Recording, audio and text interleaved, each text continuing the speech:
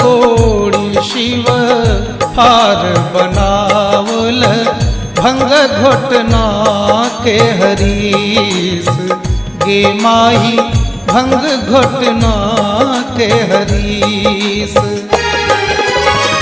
जटा तोड़ी हार लदहा बनौलनी जटा तोड़ी हार लदहा बनौलनी और कलनी समतूल गे माई और कलनी समतूल गे माई।